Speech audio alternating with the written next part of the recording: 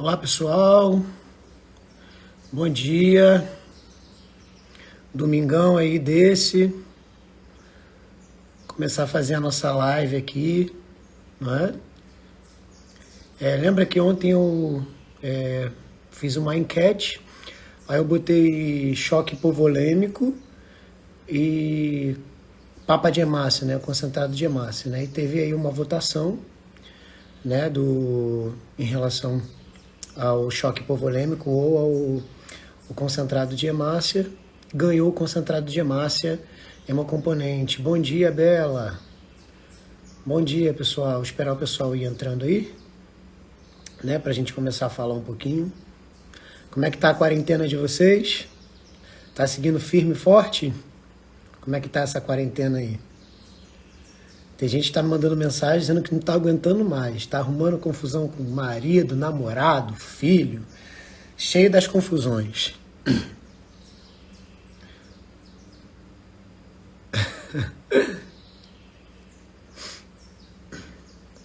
Estão sobrevivendo? Quem tá com saudade aí das aulas presenciais? Teve uma que me mandou uma mensagem engraçada que foi assim, pelo menos com essa quarentena, essas lives, a gente está tendo aula e a gente não está gastando dinheiro de lanche, de passagem.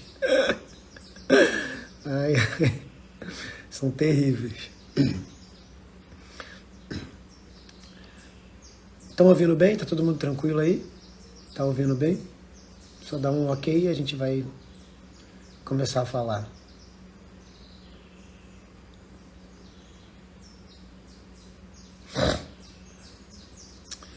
Então, pessoal, tá ótimo, né? Beleza. Vamos começar a nossa live de hoje, né? A gente fez aquela enquete, a papa de hemácia, ela ganhou, né? Então a gente vai falar um pouquinho sobre papa de hemácia. Aí o que eu separei da papa de hemácia, né? Eu separei como que a gente consegue, né? Como que a gente obtém ela, né? As indicações clínicas, né? Quem está dentro da indicação clínica de receber essa hemotransfusão, esse também é um ponto interessante. E contraindicação, né? Quem que a gente não pode fazer, né? Quem é o paciente que não está no perfil de receber a papa de hemácia, tá? Então, beleza, eu vou virar aqui a câmera só para a gente ver se vocês conseguem olhar bem aqui o computador.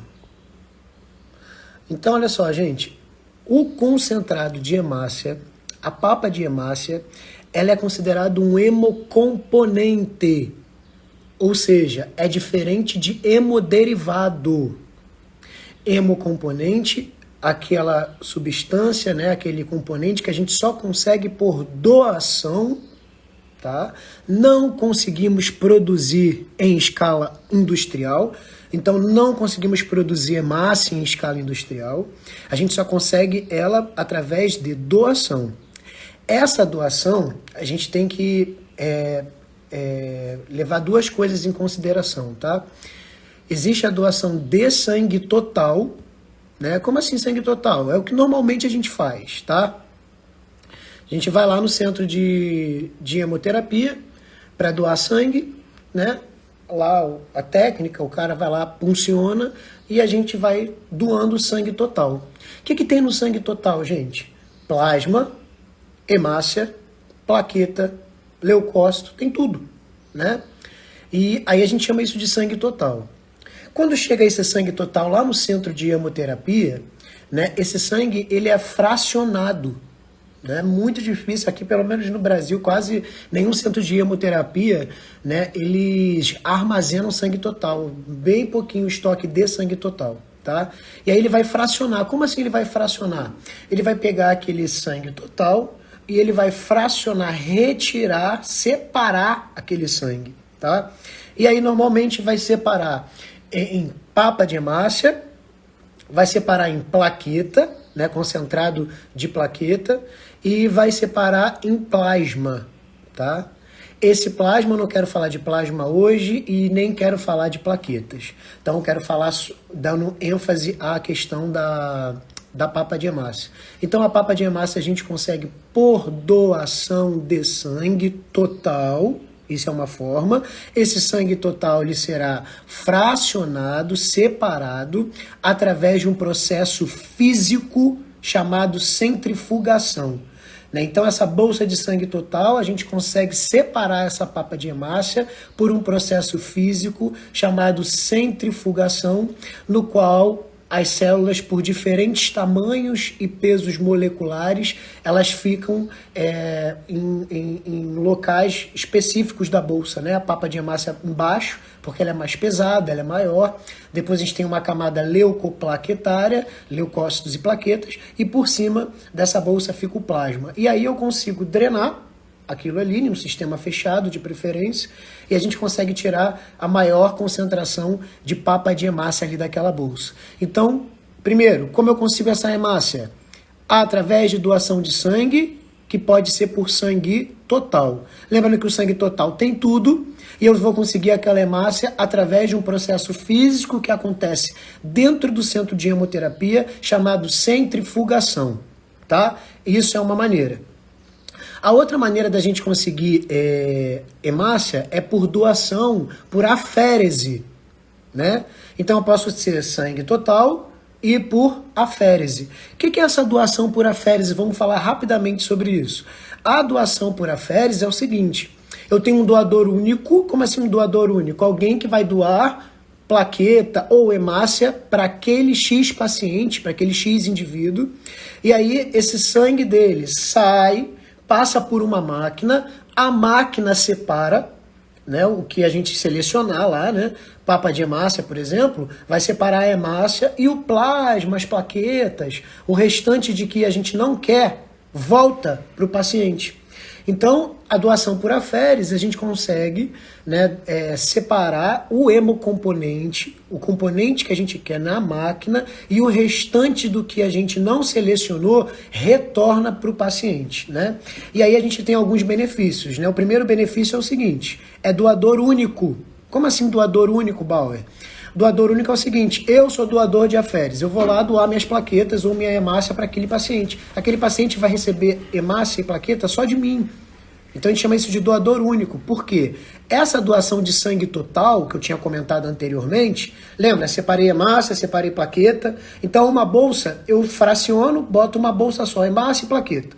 Só que aquele determinado paciente, a quantidade de hemácia que ele precisa, ou de plaqueta que ele precisa, uma bolsa só vai ser insuficiente. Então, muitas das vezes, aquele paciente vai receber papa de hemácia de João, que doou, de Maria, que doou, de Beatriz, que doou. Então, ele recebeu papa de hemácia de 3 indivíduos diferentes, porque a gente teve que juntar, né, aquelas 3 papas de hemácia de 3 bolsas diferentes para conseguir administrar no paciente a necessidade dele.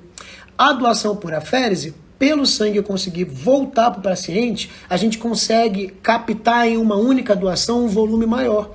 Só para vocês terem uma ideia, plaquetas, sangue total, eu tenho um volume. Por aférese eu consigo 5 vezes esse volume que eu retirei de uma bolsa de sangue total. Hemácia, 2 vezes mais ou menos o volume que a gente consegue. Então, às vezes, um único doador, a gente consegue ofertar o que o paciente precisa e ele recebe sangue de uma única pessoa. Isso reduz a possibilidade, né, de reações transfusionais, isso reduz a possibilidade de contaminação por doenças que são contagiosas por via hematogênica, né, hepatites, enfim, outras doenças que podem ser transmitidas através da doação de sangue. Então, só para a gente fechar, concentrado de hemácia é um hemocomponente, não é um hemoderivado. Conseguimos essa papa de hemácia através da doação de sangue total ou através da doação por aférese. Foi o que a gente falou, tá? E aí eu vou virar a câmera aqui, só para a gente pegar alguns pontos específicos. Primeira coisa, como que a gente vai armazenar essa papa de hemácia, né? Então o cara foi lá doar, né? Doou o sangue total, teve lá todo o passo a passo, né? A gente conseguiu fracionar aquele sangue total, retiramos a papa de hemácia. E aí, o que a gente faz agora? A papa de hemácia, pelo guia de hemocomponente segunda edição, a nossa aula está sendo baseada por esse guia de hemocomponente segunda edição, tá? Deve ser mantida entre 2 e 6 graus Celsius, tá? Então ela deve ser refrigerada entre 2 e 6 graus Celsius. Menos que 2 graus Celsius é arriscado a gente manter essa hemácia em uma temperatura inferior a 2, porque tem risco de congelamento. Então já anota aí, hemácia ela não pode ser congelada. E o que mais a gente vê em questão de prova, quando vem falando sobre o assunto de hemocomponente, é que pede para congelar hemácia, é que pede para congelar plaquetas. Não congelamos hemácia, não congelamos plaquetas. A gente vai congelar, só para a gente ter uma ideia, crio precipitado, não quero entrar no detalhe hoje do crio precipitado, e a gente congela plasma. Hemácia, plaquetas, a gente não vai congelar, tá bom? Então não posso deixar numa temperatura inferior a 2, né? Então ali a temperatura menor, né, a mínima temperatura estipulada, 2 graus Celsius, e ali no máximo ali 6. Maior que isso, maior que 6, né, já começa a ter risco de contaminação, proliferação bacteriana dessa bolsa. Então a temperatura ideal, 2 a 6. É o que eu falo, gente. Essa questão de temperatura, né, de quantos graus, infelizmente, é o que eu falo, guerra de vocês. O que é a guerra de vocês? Tem que sentar e vai ter que decorar, é decoreba. Então a papa de hemácia, ela é mantida refrigerada entre 2 e 6, tá? Não pode ser menor que 2 porque tem risco de congelamento, eu não posso congelar a papa de hemácia. Não pode ser maior que 6, porque aí já começa a elevar a temperatura, risco de proliferação bacteriana, de contaminação bacteriana dessa bolsa. Então entre 2 e 6. E aí, qual é o tempo de validade, né? Qual é a validade dessa bolsa? O que acontece, gente? A gente pode adicionar a essa bolsa substâncias aditivas, conservantes, que dependendo do conservante, esse tempo de validade acaba mudando. Mas a média é de 35 a 42 dias, né? Lá no guia de hemocomponentes, quando a gente fala de papa de hemácia, ele traz essa validade de 35 a 42 dias. Porém, eu já deixo claro que essa validade vai depender da substância aditiva que a gente coloca dentro da bolsa, tá? Então vai depender muito do que eu colocar ali de substância conservante, tá? E aí vai ter essa variância aí de 35 a 42 dias. Isso também é pedido em prova, tá bom? A validade da papa de hemácia, então no máximo 42 dias, dependendo da solução aditiva conservante que a gente coloca, tá? E aí, dando continuidade ao nosso assunto da papa de hemácia, ele vem dizendo assim, ó, o CH, isso aí é o concentrado de hemácia que está escrito aí, tá? O concentrado de hemácia pode ser desleucocitado, ele pode ser ele pode ser retirado do plasma, desplasmatizado, né, que seria retirada do plasma por lavagem com solução salina, né? E aí a gente vai ver que isso aí são tudo técnicas especiais. Vou comentar rapidamente essas técnicas, vou virar para cá. Então, essa papa de hemácia ela pode ser desleucocitada, tá? Ou leucorreduzida. O que seria isso? Lembra que eu falei que essa papa de hemácia, ela veio de um sangue total? Tem tudo, né? Inclusive, esse sangue total, ele vai ter leucócito. Leucócito é célula de defesa, né? E a célula de defesa, ele trabalha da seguinte forma. Ele vai querer combater tudo que ele não considera próprio.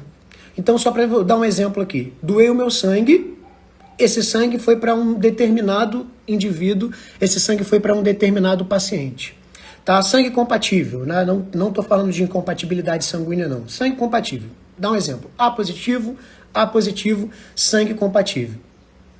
Só que, se essa bolsa de sangue tiver muito leucócito meu, ou tiver a presença do meu leucócito, quando aquele sangue ele for transfundido, quando ele entra no paciente, esse meu leucócito, ou seja, do doador, ele pode não reconhecer algumas substâncias presentes nesse novo indivíduo.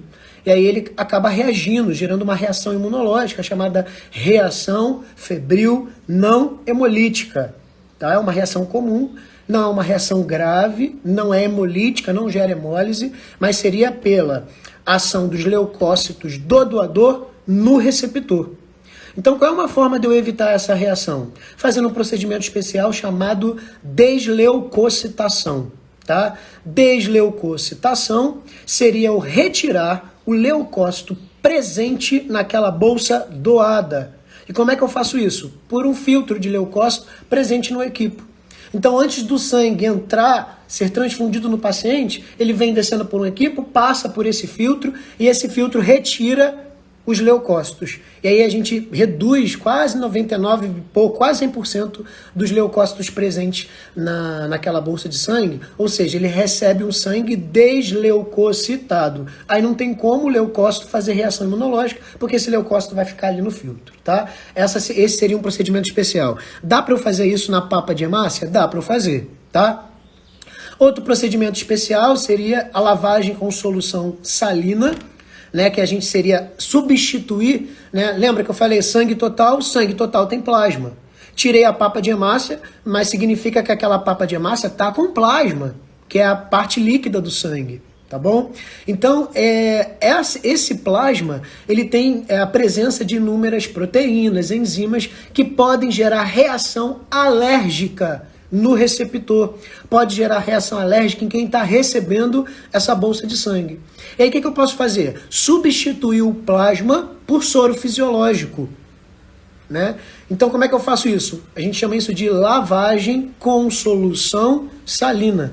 Pegar aquela papa de hemácia e lavar ela. Como assim lavar? Ir jogando soro fisiológico, né? E aí aquela papa de hemácia vai ficando e o soro fisiológico e o plasma vai indo embora. A papa de hemácia, a hemácia vai ficando e o soro e o plasma vai indo embora.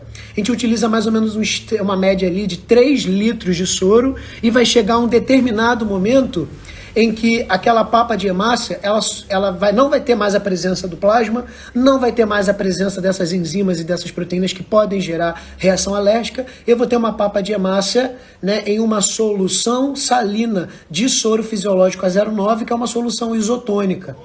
E aí a gente administra, né, esse soro fisiológico nesse paciente.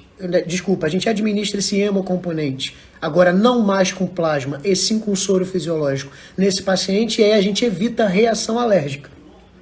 Então a papa de hemácia, a gente pode tanto fazer, né, a desleucocitação e evitar a reação febril reação febril não hemolítica, como a gente pode fazer lavagem com solução salina e a gente evitar as alergias, beleza? E aí, dando continuidade aqui, eu vou botar quais são as indicações. Deixa eu virar aqui a câmera. Quais são as indicações? O que vocês estão rindo aí? Mestre, pode repetir, por favor, a ação dos leucócitos? Vou repetir, tá? Vou voltar aqui para repetir. Quando a gente doa o sangue, né, ele pode ser, como eu falei, o sangue total. E essa bolsa de sangue total tem hemácia, plasma, plaquetas e tem leucócito. Eu estou doando meu sangue, está saindo tudo que está presente ali no meu sangue. Leucócito é célula de defesa, tá? São vários tipos de leucócito, enfim, mas são células de defesa. Como que essas células elas agem? As células de defesa do nosso sistema imunológico, ela quer combater, a gente pode dizer isso, ela quer combater tudo que ela não reconhece como próprio. Tipo assim, essa substância eu não reconheço, vou combater. Como se tratasse aquela substância como se fosse vírus e bactéria. Né? O nosso sistema imunológico não combate vírus e bactérias quando a gente tem uma infecção. Então, só que ela pode não reconhecer alguma proteína, alguma enzima, né, que aquele indivíduo expressa. E aí eu doei o sangue, tá? Tem leucócito naquele sangue? Tem leucócito. Aí aquele paciente recebe aquele sangue. Só que o leucócito presente na bolsa doada, pode não reconhecer essas substâncias e gerar uma reação imunológica. Qual é o nome dessa reação? Reação febril não hemolítica. Então, o que acontece na reação febril não hemolítica? O leucócito do doador gerando reação imunológica no receptor. Então, como é que eu posso bloquear? Como é que eu posso interromper isso? Retirar o leucócito daquela bolsa de sangue. E como é que eu retiro o leucócito daquela bolsa de sangue? Pela utilização de filtro de leucócito. Então a gente vai utilizar um equipe que tem um filtro. O sangue passa primeiro por esse filtro, tira os leucócitos e aí o sangue vai para o paciente sem o leucócito, tá? E aí a gente chama isso de desleucocitação, que é um procedimento especial, tá? A gente pode fazer uma outra live falando sobre os procedimentos especiais, mas isso é um procedimento especial para evitar a reação febril não hemolítica, né? Para evitar a reação imunológica, que seria a reação febril não hemolítica, beleza? Essa foi uma pergunta. Outra, só para a gente depois, doação por aférese é a mais indicada? Não tem assim, não tem nada que fale assim, a aférese é a mais indicada, né? Ela tem os seus pontos positivos, né? Que é o doador único, né? Menos risco, só que ela é mais cara, tem que ter uma máquina especial. Então, ela vai ter tanto o lado positivo quanto o lado negativo. Né? O que eu vejo muito em prova é perguntando qual é o tipo de doação mais comum, que a gente mais utiliza. Sangue total ou aférese? Sangue total é a mais comum. Né? Mas aí qual é a melhor? Vai ter o lado positivo de uma e vai ter o lado negativo de outra. Né? Por aférese, doador único, vai receber sempre de um único doador, reduz a possibilidade de reação transfusional, reduz a possibilidade de infecção de doenças hematogênicas, como a gente falou, que são transmitidas pelo sangue, porém é mais caro, porém eu preciso de uma máquina especial. Então tem um lado positivo e um lado negativo, né? Não vem dizendo qual é a melhor, né? Que a gente pode dizer, tudo tem um lado positivo ou negativo. Mas a mais comum, que é a mais feita, é a de sangue total, tá? Isso vem em perguntinha de prova, assim, tá? E aí, gente, vamos lá. Vou virar aqui a câmera só para acompanhar o slidezinho ali. Quando que a gente indica essa papa de hemácia? Para a gente poder entender as indicações, a gente tem que lembrar, né, qual é a função dessa hemácia. Né? Então a hemácia, vou voltar aqui para mim rapidinho só para eu explicar. Hemácia é uma célula sanguínea que tem a função de transporte de gases, transporta oxigênio e transporta CO2, porque dentro dessa hemácia tem uma proteína chamada hemoglobina, e é essa proteína que tem a capacidade de carregar os gases, tanto o oxigênio quanto o CO2. Né? E aí, quando essa hemoglobina está carregando oxigênio, a gente chama de oxihemoglobina, mas fazendo uma ideia, essa hemácia, por ter essa hemoglobina, transporta oxigênio e distribui oxigênio aos tecidos, às células, e todas as nossas células elas necessitam de oxigênio, né? A nossa fonte, né, seria o nosso nutriente, como a gente consegue gerar energia, né? Então a gente é dependente de oxigênio e vai ser essa célula, essa hemácia, que a gente também pode chamar de eritrócito.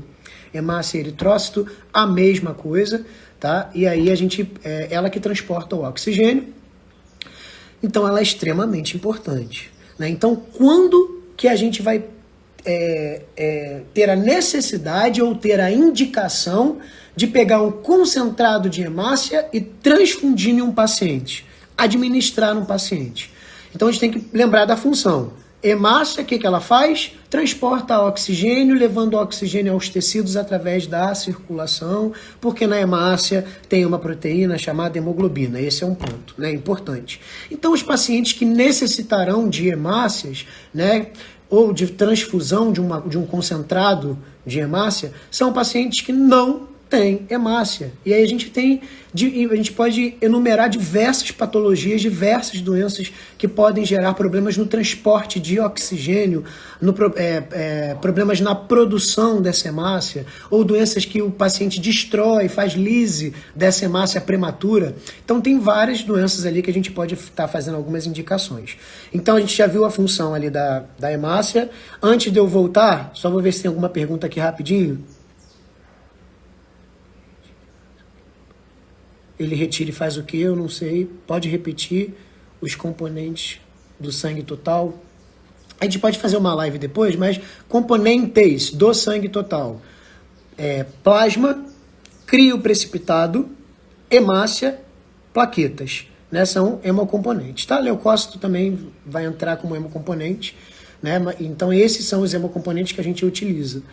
Né? O que não são hemocomponentes, né? Que a gente considera que não é hemocomponente? Fatores de coagulação, globulinas e albumina, são hemoderivados, esses três. A albumina fatores de coagulação e globulinas são hemoderivados, tá? E hemocomponentes, hemácia, plasma, crio precipitado e leucócito, beleza? E aí, voltando aqui, indicação dessa papa de hemácia, agora que a gente já viu o que essa papa de hemácia o que a hemácia ela é, o que ela faz, qual é a importância dela. E aí, o que ele indica aqui para pacientes que podem ter a necessidade, que faz parte do grupo de indicação? Hemorragia, classe 3 e 4, tá? E ali eu botei entre parênteses 25% da perda de sangue, tá? Gente, olha só, a hemorragia, né, por um acidente, enfim, laceração de um vaso, rompimento do baço, pode gerar hemorragia. Essa hemorragia, ela pode vir, né, a gerar um choque chamado choque hipovolêmico. E aí, dependendo de quanto esse paciente perdeu de sangue, a gente classifica essa hemorragia ou esse choque em classe 1, 2, 3 e 4. E aí, quando que vai ser indicado, né, quando a gente fala de hemorragias, a transfusão de concentrado de hemácia? Só para os pacientes que estão nesse choque classificado como 3 e 4. Classificação de choque 1, 2, para o nosso guia, não tem indicação de transfusão de concentrado de hemácia. Então, choque 3 e 4, a gente vai estar indicando o concentrado de hemácia. Por quê? Quando o paciente está nesse nível de choque, 3 e 4, né, a gente já começa a ter lesão, podendo ter lesão múltipla de órgãos, os órgãos já estão sentindo muito a hipóxia, né? Então a gente já está tendo uma lesão muito grande pela hipóxia, pela falta de oxigenação. E aí já vai ser indicado para esse paciente a transfusão de hemácia. Porque não é qualquer choque qualquer classe de choque, né, que a gente vai indicar a transfusão. Primeiro, lembra que eu falei concentrado de hemácia, a gente não consegue fazer indústria, é só por doação. Então é uma fonte limitada, muito limitada. Então a ideia não é gastar aquilo com alguém que não tenha uma necessidade real. Outra coisa é que transfusão sanguínea tem risco. Não é a mesma coisa que botar um soro fisiológico. Tá? Transfusão sanguínea tem risco, tem reação transfusional. Várias reações, a gente pode até fazer uma live só de reação transfusional, tá? Reações transfusionais graves, que pode gerar a morte do paciente, transmissão de doenças. Então, tem risco? Tem. Então, na ideia de tratamento, né, o nosso benefício ele tem que ser maior que o risco. Se o risco fica maior que o benefício, aí para que eu vou indicar uma terapia, um tratamento desse? Né? Então, para pacientes que necessitam. Quais são os pacientes? A gente já falou, a questão da hemorragia, classe 3 e classe 4. Lembrando que na classe 3 a gente vai ter uma perda sanguínea de 30% a 40%.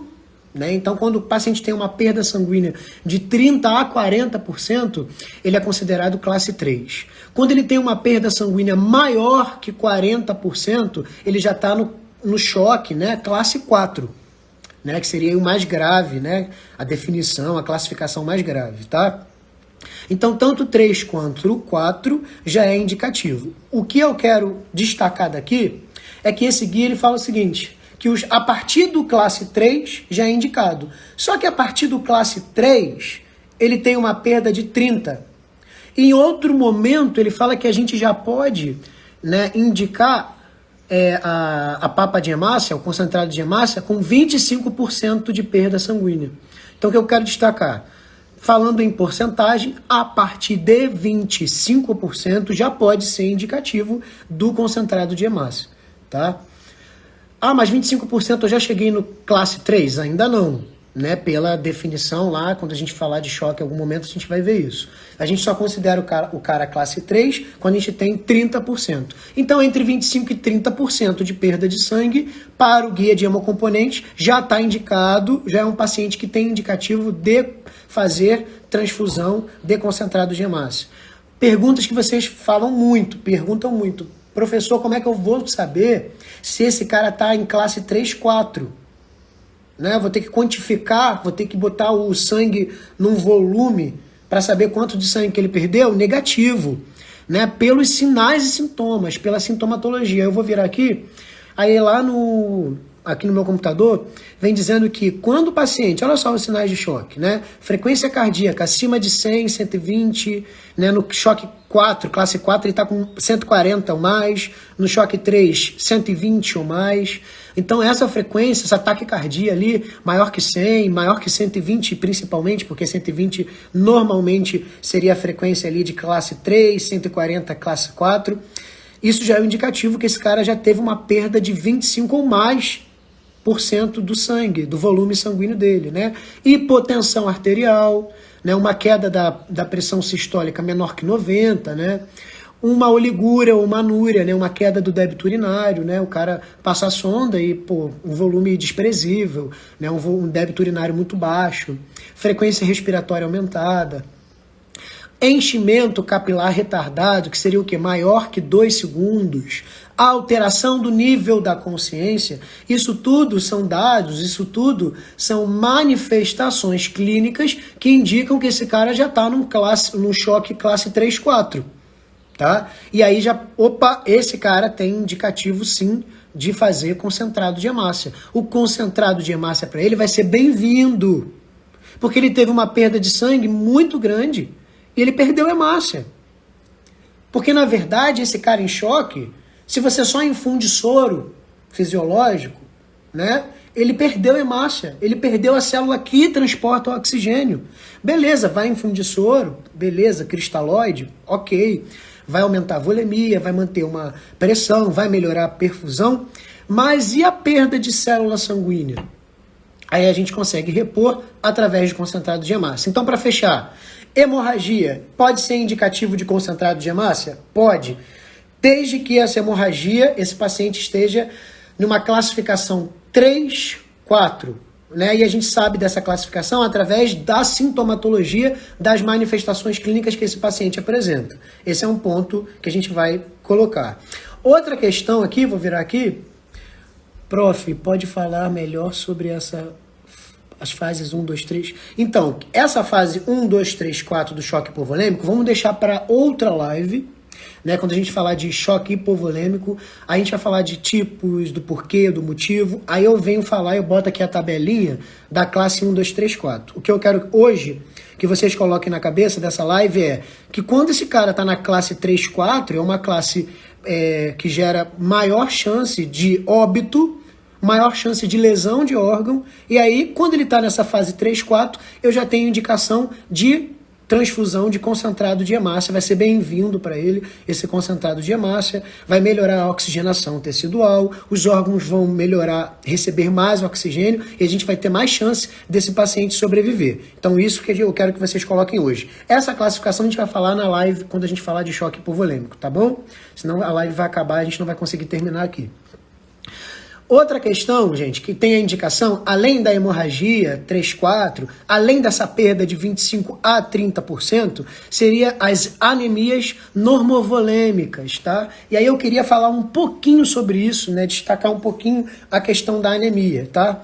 Vou voltar aqui para mim. O que é uma anemia? Anemia, né, seria o paciente ter manifestações como fraqueza, indisposição, unha quebradiça, cabelo quebradiço, e algumas reações mais graves, né?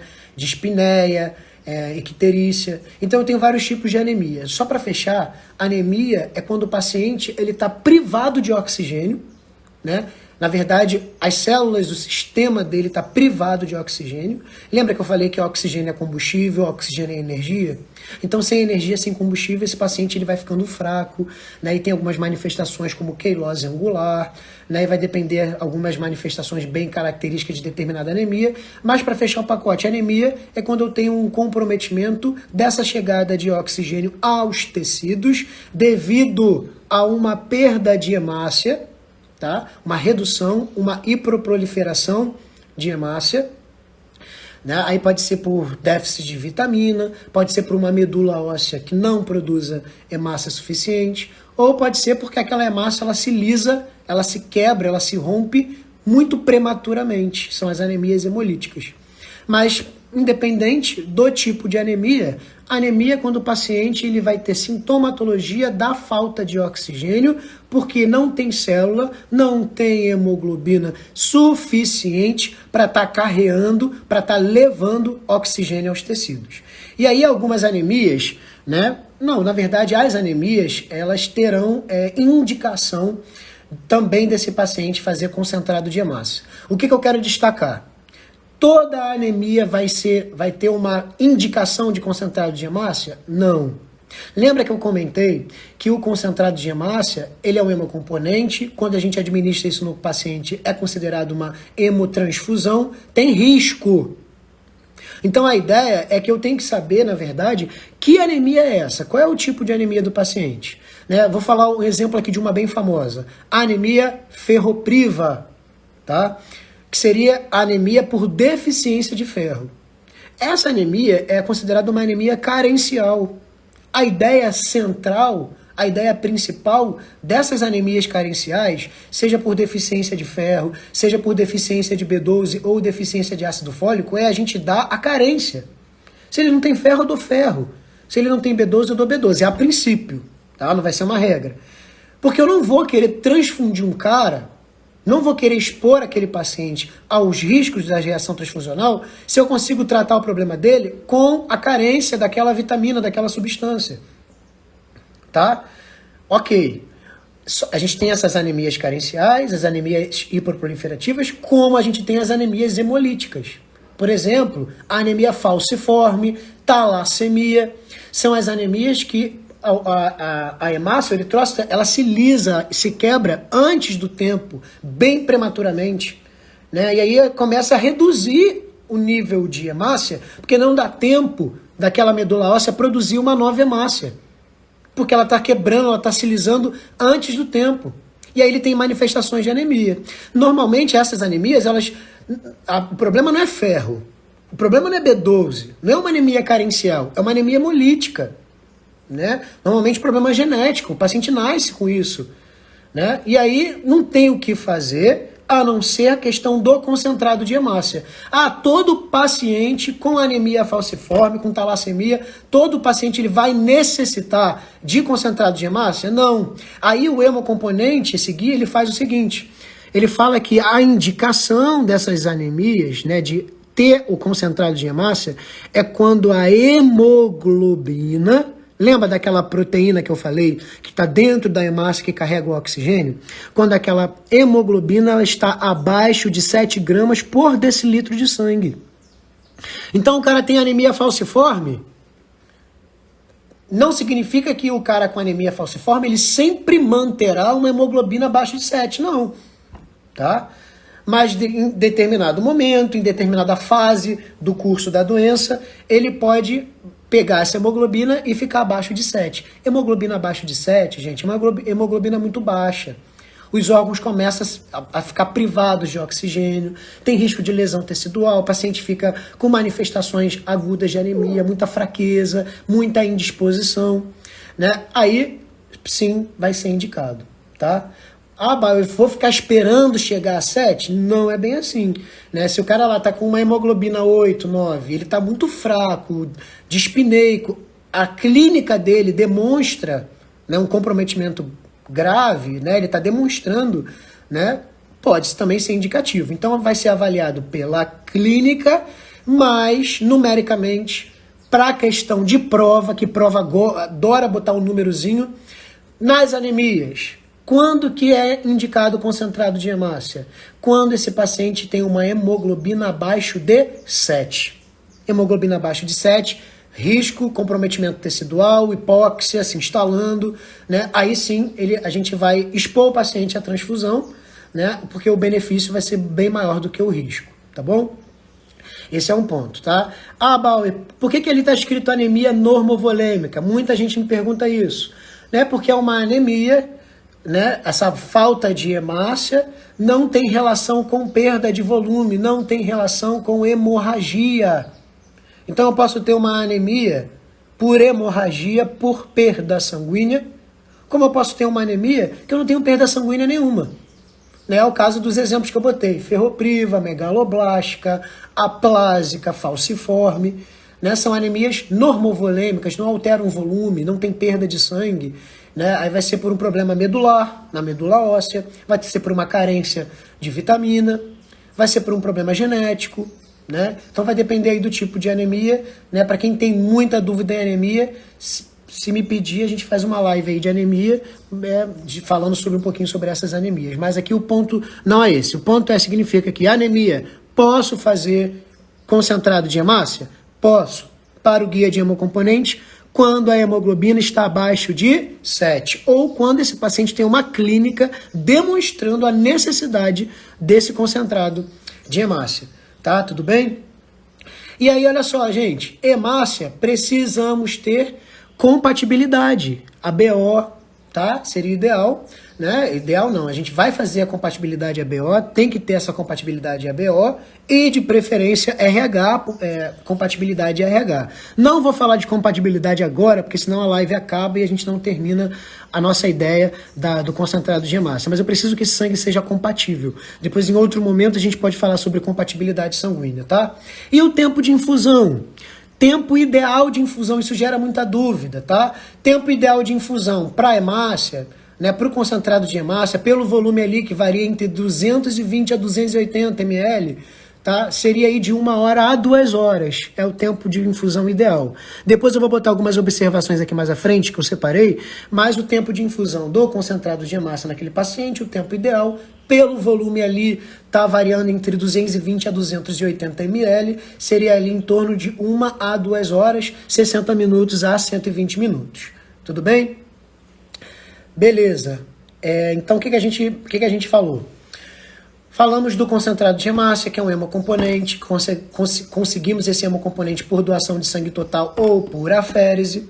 E aí a gente falou das indicações, quais são os pacientes que precisam, né, de concentrado de hemácia. Aqueles em choque hemorrágico, choque hipovolêmico, desde que seja classe 3, 4, ou desde que tenha uma perda sanguínea de 25% a 30%.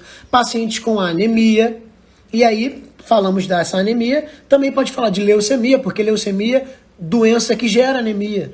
Vimos a questão do anemia desde que, na indicação do guia, bata esse 7, fica inferior a a hemoglobina 7 gramas por decilitro de sangue, porque aí é um valor que já gera comprometimento tecidual, né? Acima disso, pode dar uma segurada, a não ser que a clínica do paciente seja uma clínica que indique que ele necessite realmente do concentrado de hemácia. Isso vai ser avaliado pelo médico, né?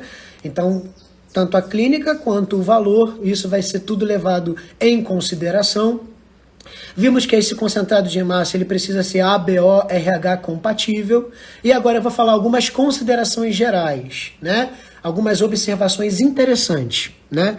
Vou virar aqui a câmera para a gente falar essas observações interessantes, tá? Consideração geral. Ver se dá para vocês lerem. Primeiro, não existe contraindicação absoluta para transfusão em pacientes febris, né? Então eu posso transfundir o paciente com febre? Posso. Não tem contraindicação absoluta. O ideal é que ele não esteja com febre. É que essa febre ela seja controlada, né? A gente consiga reduzir nessa temperatura. Mas não posso de maneira nenhuma transfundir um paciente com febre? Não é contraindicação absoluta. Dependendo da necessidade, dependendo da gravidade, dependendo do paciente, vai ser transfundido mesmo ele com febre. Esse é um ponto interessante porque é a pergunta de prova, tá? Outro ponto interessante aqui. Nenhuma transfusão deve exceder o período de 4 horas. Lembra que eu falei do horário ideal para transfusão de papa de hemácia, de concentrado de hemácia? 1 a 2. Porém, lembra que eu falei que essa hemácia ela é mantida no refrigerador entre 2 e 6 graus, está gelado, tá? Dúvidas que eu estou recebendo direto, né? Bauer, eu não posso deixar aquela hemácia na bancada por 4 horas? Não. Porque o tempo máximo quando eu tiro do refrigerador até a última gota de sangue ser inserida no paciente é 4 horas. Tá? O que a gente pode fazer é o seguinte, eu pego aquela papa de hemácia que está entre 2 e 6 graus, está gelado, e eu posso manter ela na bancada por 30 minutos no máximo. Para que isso? Mantenho ela na bancada por 30 minutos, para aquela temperatura que estava 2 a 6 subir um pouquinho. Mas no máximo 30 minutos. Esse é um ponto específico. Inserir a papa de hemácia. Tempo ideal do concentrado de hemácia, 1 a 2. Porém, no meio da transfusão, o paciente relatou que sentiu uma náusea. O que a gente tem que fazer? Parar imediatamente. Vai avaliar o paciente, vai reavaliar os sinais vitais, depois a gente vai falar sobre isso em outra live, mas olha o tempo correndo, né? Não podemos exceder 4 horas, tempo máximo, desde que eu tirei do refrigerador até a última gota de sangue. Não pode passar 4 horas. Ou seja, se eu pego aquela bolsa e coloco na bancada por 4 horas, eu estraguei a bolsa. Não vai poder ser infundido no paciente. Porque quando eu tiro ela do refrigerador, tempo máximo de 4 horas. Se você botar a bolsa 4 horas na bancada, você estragou a bolsa, não vai poder mais transfundir o paciente. Então na bancada ali, pelo menos no máximo, ali estourando 30 minutos, infundir no paciente, pelo volume da papa de hemácia ser de 220 a 280, essa média, 1 a 2 horas é o tempo ideal, tá? Não passando de 4 horas. Bauer, o cara tá lá, bateu 4 horas, ainda falta 50 ml. Bateu 4 horas, parou a transfusão, pegou aquela bolsa, jogou fora. Por quê? Esse tempo, quando passa de 4 horas, aumenta a chance de proliferação bacteriana, aumenta a chance de contaminação da bolsa. E isso não vai ser bom para o paciente. Né? Então, só para a gente falar, fechar. Tirei do refrigerador, na bancada, quanto tempo? 30 minutos. Ok. Tempo ideal para a transfusão do concentrado de hemácia, 1 a 2 horas. Tempo total de transfusão, 4 horas, não posso exceder jamais essas 4 horas. Se por um acaso acontecer e ainda tiver sangue a ser infundido, interrompo a transfusão e desprezo aquele sangue ou o restante de sangue que ficou. Beleza? Vou voltar aqui pro slide. Não deve ser adicionado nenhum produto ou droga, tá? Não deve ser adicionado nada na bolsa de sangue. Né, a gente tem, né, é muito comum a gente pegar ali um soro fisiológico e a gente colocar algum tipo de medicamento. Na bolsa de hemocomponente não pode. Nenhuma substância, nada. Tá? A única coisa que o guia fala é que o concentrado de hemácia pode ser transfundido com soro fisiológico no acesso compartilhado. Tá? Então, o acesso compartilhado de soro fisiológico e o concentrado de hemácia, soro fisiológico, ele ainda fala a 0,9%. Único. Nenhuma outra substância pode ser colocado no hemocomponente, ou transfundido, ou compartilhado o acesso. Beleza? E aí, para a gente botar algumas características assim, importantes, algumas observações, né, que a gente já está quase acabando aqui a live, é o seguinte: paciente DPOC e paciente com cardiopatia. Lembra que a gente falou? O ideal da gente transfundir o paciente com concentrado de hemácia é quando aquela hemoglobina está abaixo de 7. Só que aí, gente, eu tenho uns pacientes que têm algumas particularidades. Um desses pacientes é o paciente DPOC. Lembrando que DPOC, doença pulmonar obstrutiva crônica, enfisema, bronquite crônica. São doenças que atrapalham a hematose, são doenças que atrapalham a troca gasosa. Então o cara já tem um comprometimento pulmonar, né? O cara já tem uma pressão parcial de oxigênio baixa. Então essa indicação de concentrado de hemácia, né, fica um pouco mais diferente, não pode ser lá os 7 gramas. Então a ideia é manter esse paciente DPOC com uma hemoglobina de 10 para cima. Ou seja, paciente DPOC, a gente pode transfundi-lo com concentrado de hemácia se a hemoglobina dele estiver abaixo de 10 gramas de decilitro de sangue, tá? Por ele ter um comprometimento pulmonar, por ele ter um problema pulmonar, tá? Pacientes com cardiopatia também, né? Aí a gente vai ver o paciente com cardiopatia, um débito cardíaco baixo, uma perfusão mais baixa. Então o ideal é a gente manter ele pelo menos 9 gramas por decilitro. Então esse paciente com cardiopatia também pode ser indicado concentrado de hemácia. Se essa hemoglobina for abaixo de 10, for abaixo de 9, já é indicado. Então, para fechar, fazendo menção à hemoglobina, a princípio, vamos transfundir o paciente com concentrado de hemácia quando essa hemoglobina for abaixo de 7. Porque essa hemoglobina abaixo de 7, teremos problemas de perfusão, teremos hipóxia, os órgãos começam a sofrer a falta de oxigênio. Para pacientes com anemia, para pacientes sem comorbidades, outras comorbidades. Só para acrescentar, pacientes com DPOC, vai ser abaixo de 7? Não. Né? Paciente com DPOC, eu quero manter essa hemoglobina dele lá de 10 para cima, para ter uma melhor perfusão tecidual. Então, para paciente DPOC, já pode ser indicado, né, um concentrado de hemácia se a hemoglobina dele estiver abaixo de 7. Paciente com cardiopatia, pode ser indicado abaixo de 10, abaixo de 9, também já pode ser indicado. Então a gente não vai ser tão rígido em relação ao nível de hemoglobina, porque ele tem doenças de base, ele tem comorbidades que atrapalham a oxigenação. Show? Então, voltando ali, isso aí é só algumas observações interessantes. E aí, só para a gente fechar o pacote disso aqui, quando que não vai ser indicado a transfusão de concentrado de hemácia?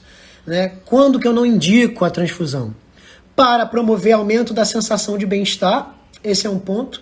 Né? Por exemplo, o cara tem anemia, hemoglobina dele está 10, ele está indisposto? Está indisposto. Ele está fraco? Está fraco. Mas ainda não está batendo nos 7. Ele ainda não está com sintomatologia grave.